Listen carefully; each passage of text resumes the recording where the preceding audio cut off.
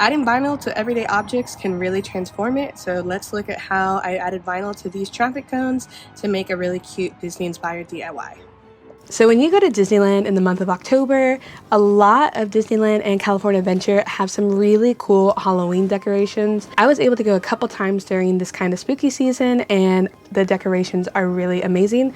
Some that really stood out to me was the Cars Land's decorations. And I don't know if you've ever been to Cars Land, but they have this row of cones which mimics the Cozy Cone Hotel from the movie, and it's where you can buy all your snacks. But what they do is for Halloween time, they put little scary faces on here as if it's like a pumpkin. So I saw these cones at Dollar Tree. It's a pack of 2 for $1.25, so it's a pretty good deal. And I thought, how perfect would it be to draw out the faces in Illustrator and then cut them out on my Cricut and put them on for a very simple and cheap Halloween decoration. This is going to be a super easy Disney DIY. So before we get started, we are going to spray some isopropyl alcohol on here and clean it and make sure there's nothing dirty on here so our vinyl sticks really well. Alternatively, you could put removable vinyl on here if you want to repurpose these or just not have them be permanent Halloween decorations. So I bought 6 of these. Before, when I would go to the Dollar Tree, I used to see these cones in the hardware section, but this time when I went to go find them, I couldn't find them anywhere, and they're actually in the toy section. So if you can't find them at your Dollar Tree, make sure you're checking out the toy section. I'm not sure why they're there because they are technically safety cones, but so you might want to check that area. So what we're going to do now is I'm going to measure the area that we have on this cone that we can potentially put the vinyl face on. So I just want to get a pretty decent measurement just so I know the dimensions. For height wise, I think we can go 4 inches, and for width, I would say about 3 inches, really no more than 3 by 4, I think is what we're going to go with. So I've opened up a new document in Cricut Design Space, and I'm going to come over here to the bottom left and click upload. And then I'm going to come over here and click upload image, and then I'm going to browse the files on my computer. And I already have this Cars Halloween SVG saved out of Adobe Illustrator. That looks good to me. And then I can click upload, and then now select this and we can add it to our canvas. So in my SVG file, it's all grouped. So I'm going to come up here to the top right and click ungroup. I'm going to delete these little stray pieces of the SVG that I don't need for this particular project because I am using these faces for a couple different things. As you can see down here, we have the faces on the cone so we can see a little bit of a mock-up. So let's see. So this one, height is almost 2 inches. So let's just do all of these with our max width of 3 inches and see what the height gives us. So if I hit 3, make sure this little padlock is locked. So I'll type in 3. And then that's a little bit too high. So for this one, we'll do 4 inches. And then for this one, we'll do the width of 3 and see what that comes out to. I think that's perfect. This one, again, let's do the max height, 4 inches, and that's almost 3 inches wide, so that's pretty perfect. And this one we'll do the width as well, since it's a little bit on the fatter side. Put in 3. This one, let's do the height of 4 inches. And then this other one, which kind of got hidden away. This one, we can do the height of 4, I think, and that gives width of just over 3 inches, so I think that's fine. So I'm going to come down here too, so I'm going to come and delete my little tiny cones just because I don't need them. So before I come over here in the top right and hit make it, I'm going to switch from my Cricut Maker to my Cricut Joy machine, and now I can click make it. And I am going to use a matte because I'm using StarCraft HD vinyl for this, and we can hit confirm. For this project, I am going to stick with the smaller mat for the Cricut Joy because I saw this at the Dollar Tree and I really wanted to test this out. This looks like it's a Cricut mat made for the Cricut Joy, and it was $1.25, so I figured let's put it to the test with this video. But if this fails, I do have the longer Cricut Joy mat that we can throw in instead. So we can click continue because these all look good to me. And really this project is perfect for the Cricut Joy. Unfortunately, I don't use my Cricut machines very often, so it does look like we have to wait and do an update for this machine, and then we can continue on with our project. Okay, so the update has finished and we can click continue.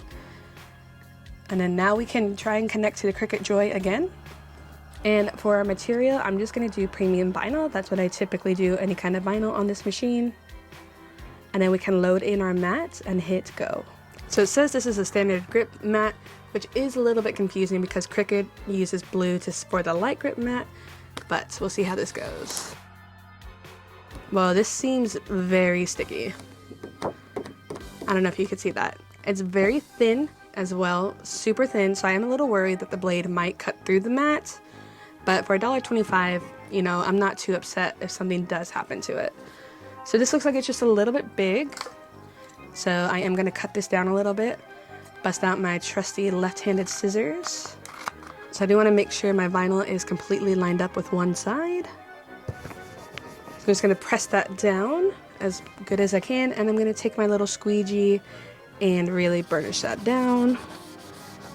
Hopefully it's not going to completely rip apart since this mat is so sticky. So now we can load our mat into the Cricut. And then now we can hit go. So the cut is complete, and now we can hit unload. And then we can weed our design.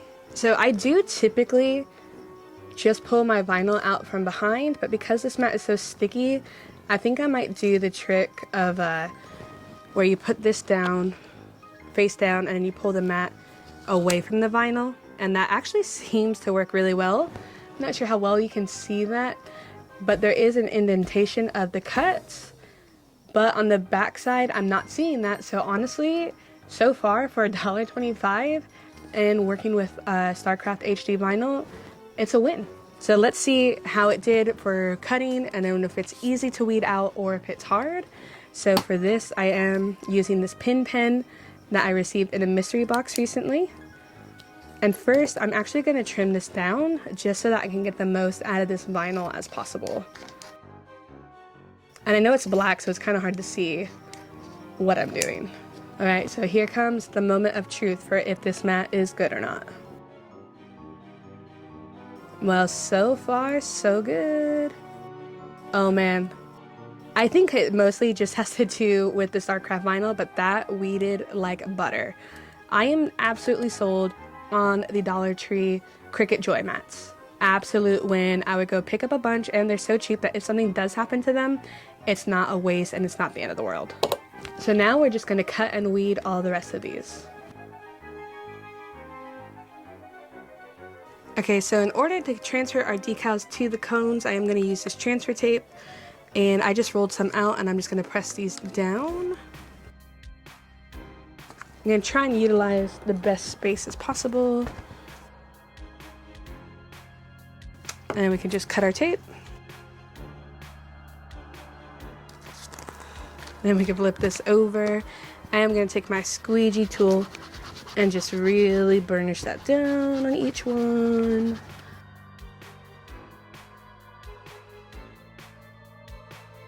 And I just snip the inside of my finger with my scissors, so be careful even when you're using the duller scissors. This is why I typically use my left-handed scissors, but I decided to use the right-handed, and look what happened, to get hurt.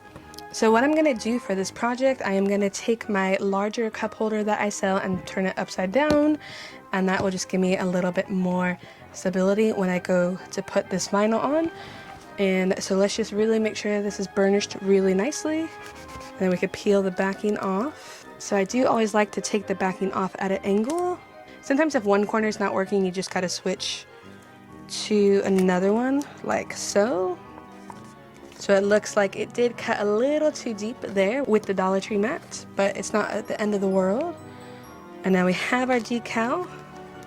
I'm going to kind of not completely fold it in half, but have the design in half, which is really easy because of the middle of his eyes. And just kind of do my best to center this. And then once I got that down, I'll do the center and then do one side, going from the middle out, and then doing the opposite side. Then I can take the squeegee and really burnish it down onto the cup. And now we can peel back our transfer tape. And if your transfer tape is too sticky, you can always like stick it to your shirt or something to get some of the stickiness off. So again, I'm just peeling it at an angle and completely down as possible. If you wanted to as well, you can reuse this piece of tape. I have a big old roll of this, so I am just gonna toss this. Oh my gosh, that looks so adorable. I cannot wait to put these outside. This is also the perfect kind of last minute DIY Halloween decoration.